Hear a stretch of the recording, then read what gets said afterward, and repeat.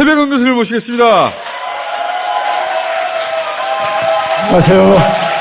새해 복 많이 받으세요. 자, 겸손님들 다 출연이 내일이기 때문에 겸죽은 내일 시간을 것으로.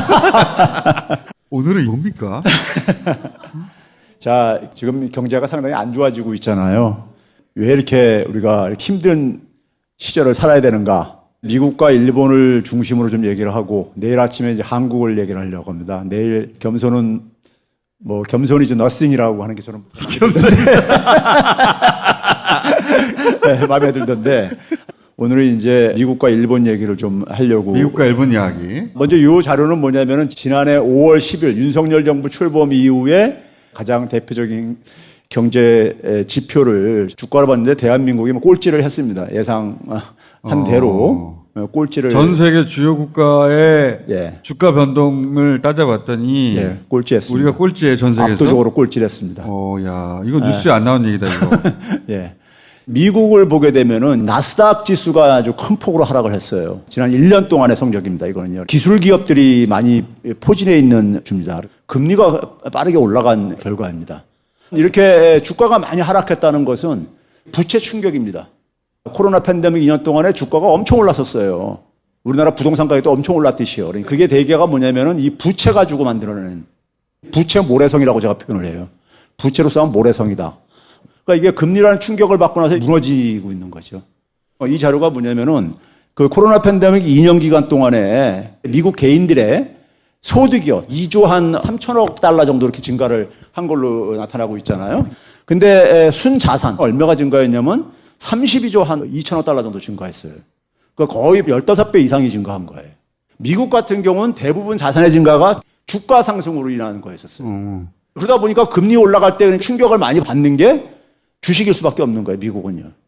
나스닥 대표하는 기업이 뭐냐면 애플이라는 기업이죠. 미국을 상징하는 기업이잖아요.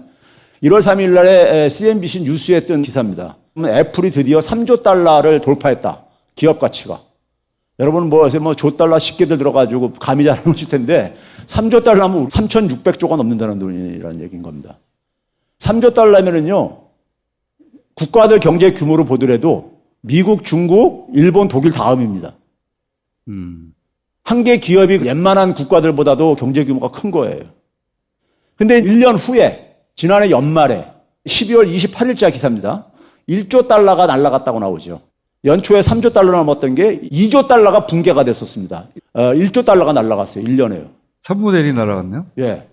우리나라 GDP가 한 1조 8천억 달러 정도 뿐이 안 됩니다.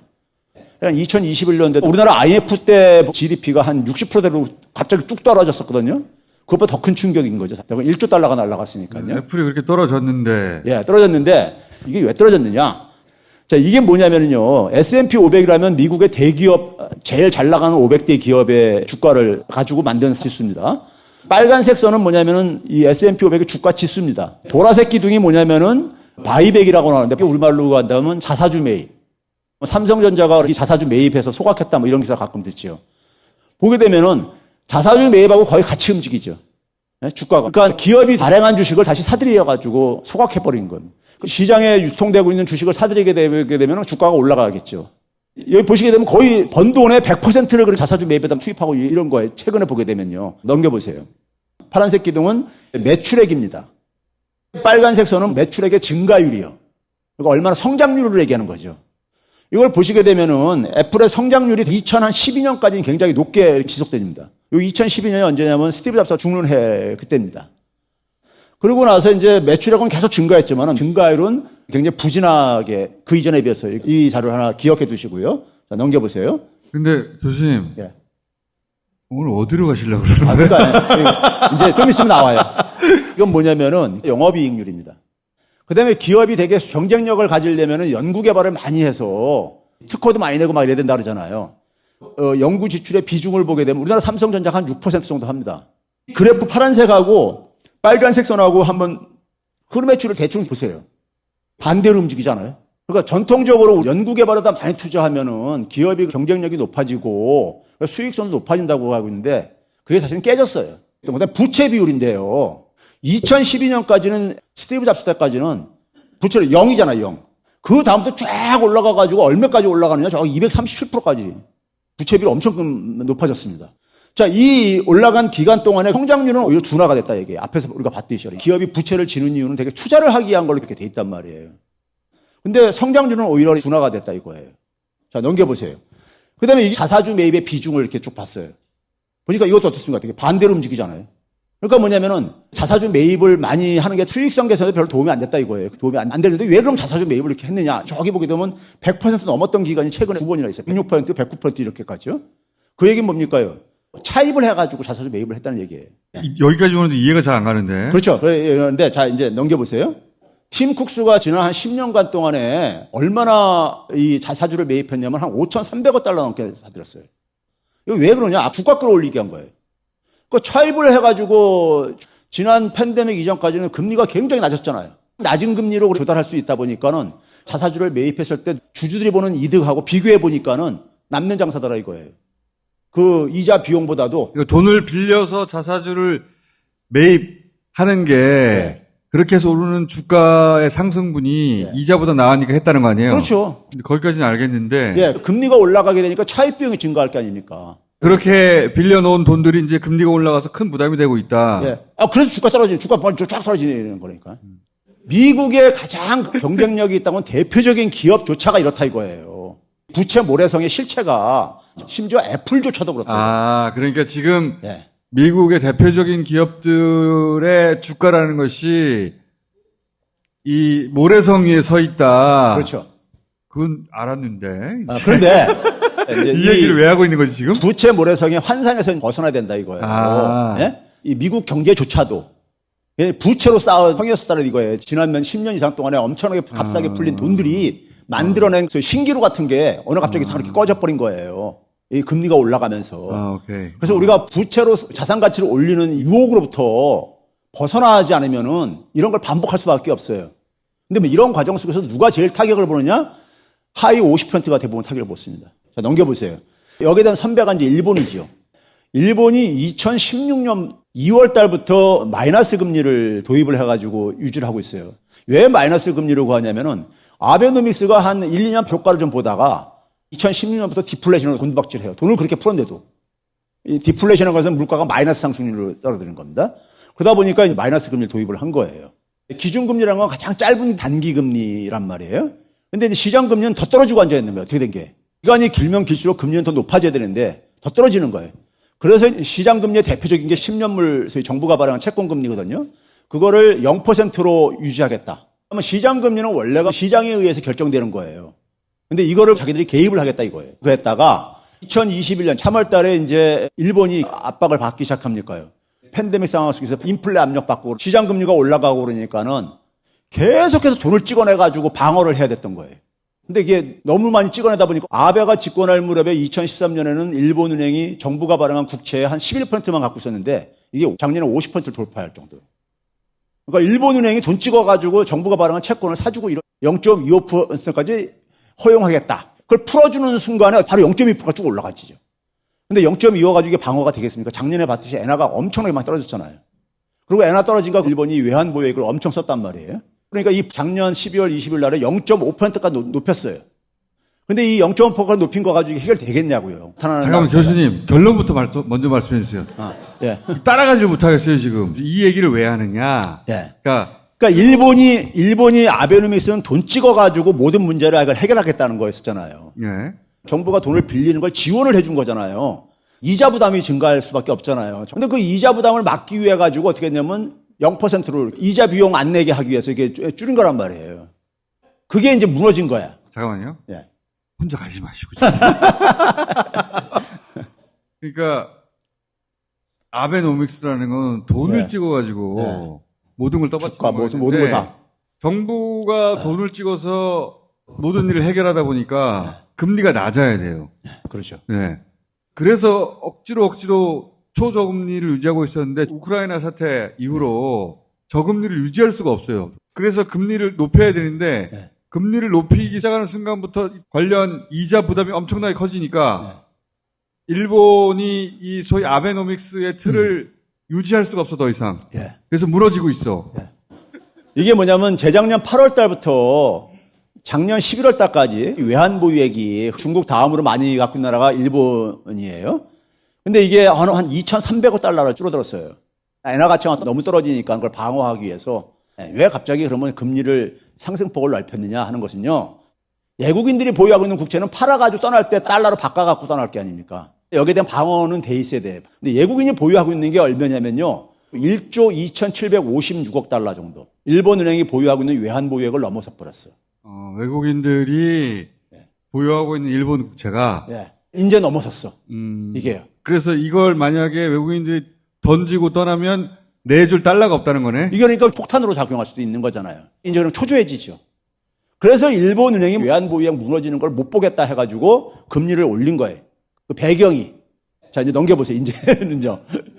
이게 뭐냐면은 팬데믹 바로 직전에 일본의 정부가 발행한 채권의 기간별로 수익률 곡선인데 보게 되면 10년물을 통제하니까 10년물이 0%에 이렇게 걸쳐 있고 그 전에 건 다 마이너스로 이렇게 되고 있죠. 원래는 기간이 길수록 더 높아져야 되는데 10년이 넘는 순간에 팍 올라가 버립니다.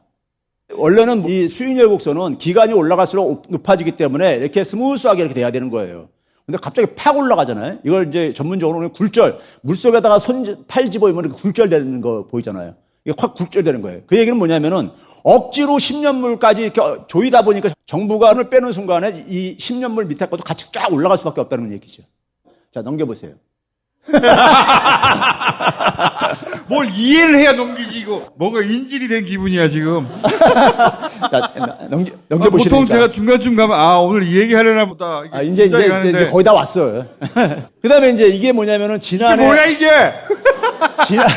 지난해 12월 1일 달에 10년물에서 0.1을 넘으면은 일본은행이 개입을 해가지고 억지로 짓누르고 이렇게 했던 거예요. 그러니까 거기까지 이렇게 통제가 되는데 그거 벗어나는 순간부터 보게 되면 팍 올라가 버리잖아요. 그러니까 이게 팍 올라가면 안 돼요? 안 되는 거지. 왜 그러냐면 10년 뭐가 문제인지 알아야지. 1년짜리 정기예금 금리하고요. 2년간 정기예금 금리 들 때 큰 폭의 차이는 아니잖아요. 조금 더 줄 뿐이잖아요. 그러니까 기간에 따라서 조금씩 올라가게 돼 있는 거예요. 기간에 따라서. 좀 많이 올라가면 어때요? 아니 그러니까 그 이전 걸 억지로 누르고 있다는 얘기인 거지. 인위적으로. 그러면 이거를 풀어주는 순간에 그냥 같이 쫙 올라가는 현상이 나타나는 건데, 자, 이번에 봐보세요. 1월 10일 날. 이게 말씀하셨듯이 곡선이 이렇게 튀기 시작했다. 이게 0 풀어줄 때마다 쭉쭉 올라가죠, 그게. 거의 10년물까지요. 이게 억지로 억누르면서 여러 가지 이제 부작용이 있었는데, 아베가 임명한 구로다가 이제 임기가 끝나요. 물망에 오르내린 사람이 야마구치라는 사람이 있는데, 그동안에 계속해서 아베노믹스를 비판해오던 사람이에요. 이 사람은 이제 자기가 너무 장기간에 지속하면서 여러 가지 부작용들이 굉장히 많이 생겼다 이거예요. 이걸 이제 완화하겠다고 얘기를 하는데 문제는 뭐냐면 일본이 완화해도 문제이고 완화 안 해도 문제인 이런 상태 지금 있어요. 완화 안 한 이유는 정부의 재정이자가 증가를 안 하는 장점이 있는 거예요. 그러니까요. 그 대신 엔화 가치가 폭락하고 외환 보유고가 줄어들고 인플레 둔화도 못 시키고 금리를 못 올리니까요. 근데 장기 금리를 인상을 허용하게 되면 국채 가격이 폭락하는 거거든요. 그럼 정부가 이자 부담이 확 증가하는 거예요. 그럼 이자를 갚기 위해서 또 추가로 국채를 발행을 해야 되는 거예요. 지금 GDP 대비 250% 넘는데 근데 더 폭발한다. 이거는 상상할 수가 없는 거죠. 국가 부채가. 예. 그런 지금 이제 위험한 상황에 진입하고 있는 거예요, 지금요. 교수님. 예. 사실 중간에 못 알아들었는데 결론적으로 일본이 지금 안 좋다는 거 아니에요? 그렇죠. 그러면 됐어요. 아니, 일본의 국채 금리가 올라가게 되면은 전 세계 국채 금리가 같이 올라가지는 효과를 거예요. 왜 그러냐면은 단기적으로 국채 자금에 들어가는 돈은 일정하거든요. 전 세계적으로요.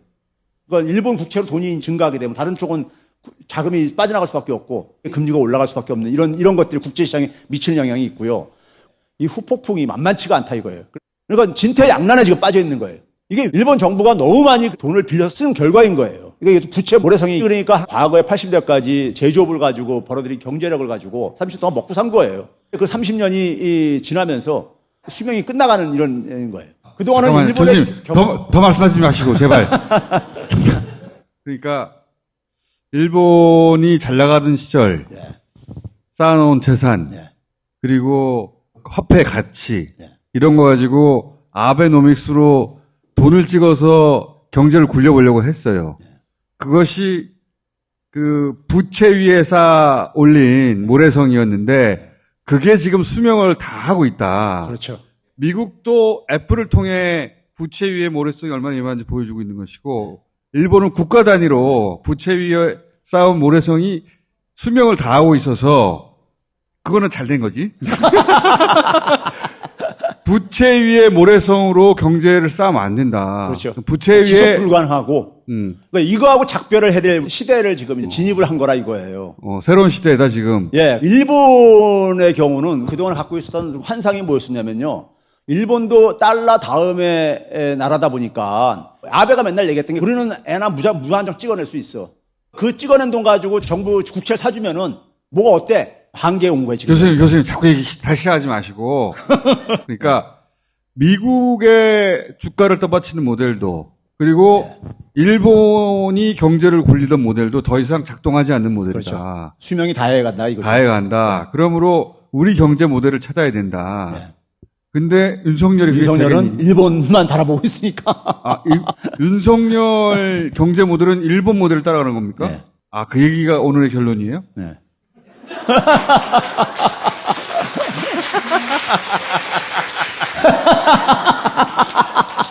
교수님, 예. 오늘 힘들었어요. 그래? 하여튼 결론은 마음에 들어요. 근데 이걸 그냥 건너뛰어가지고 그냥 결론만 쭉 얘기를 하면은 연결이 안 되잖아요. 그거 길게 얘기해도 와닿지가 않아요, 지금. 시간을 조금 더 줬으면 좀 풀어서 얘기했으면 됐을 텐데. 하지만 결론은 이해했어. 결론을 이해했으므로 보내드리도록 하겠습니다. 예.